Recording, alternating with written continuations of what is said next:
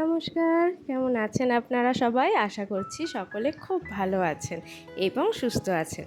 চলে এসেছি আবার একটা নতুন ব্লগ নিয়ে। তো আজকের ব্লগে সবাইকে জানাই অনেক অনেক স্বাগত। আজকে যাচ্ছি জমির দিকে।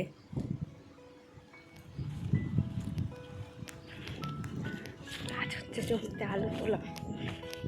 যাবার সময় আলু কেমন তোলা হচ্ছে দেখে আসি। এই জমিটাতে না এবারে চাষ হয়নি, মাটি ফেলেছে। জমিটা অনেক নিচু হয়ে গেছে, তো তাই হয়তো উঁচু করার জন্য ওই যে দূরে দেখা যাচ্ছে ওইখানটাতেই যাব। এসে দেখি কাকুরা কোদালে করে কোপ দিচ্ছে, আর মাটির তলা থেকে একদম সুন্দর ফ্রেশ ফ্রেশ আলু উঠে আসছে, একদম সাদা সাদা।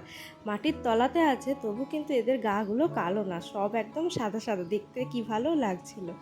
এই চাষি ভাইদের কত কষ্ট বলুন তো, এই রোদে পুড়ে, কি তীব্র রোদ এখন বেরোচ্ছে, এইভাবেই কিন্তু ওনাদের মাঠের পর মাঠ ওনারা আলু তুলছেন। কেউ চাষ করছে, কেউ আলু তুলছে। সত্যি ওনাদের পরিশ্রমের দামটা আমরা কখনোই দিতে পারি না, কিন্তু বাজারে যখন এই জিনিসগুলো আমরা কিনতে যাই তার কিন্তু মূল্য থাকে অনেক, কিন্তু ওনারা ওনাদের পরিমাণ মতন বা ওনাদের যে শারীরিক কষ্টটা হচ্ছে তার খাটুনির পরিশ্রমের মূল্য কিন্তু ওনারা পান না। প্রায় অনেকটা জমিতেই আলু তোলা হয়ে গেছে, দেখতেই পাচ্ছেন বেশ সুন্দর আলু হয়েছে। আর বাপি গেল বাড়ি, তার জন্য মা এসে দাঁড়িয়ে আছে এখানে কিছুক্ষণ। দূরের থেকে যে মাঠগুলো দেখা যাচ্ছে সব জমিতেই প্রায় আলু তোলা চলছে, আর কিছু কিছু জমিতে এখনও আলু গাছ এখনও সবুজ আছে বলে সেই জমিগুলোতে এখনও আলু তোলা হয়নি। ওই দেখুন ওই দূরে লাল লাল বস্তা রয়েছে, ওই জমিতেও আলু তোলা হচ্ছে।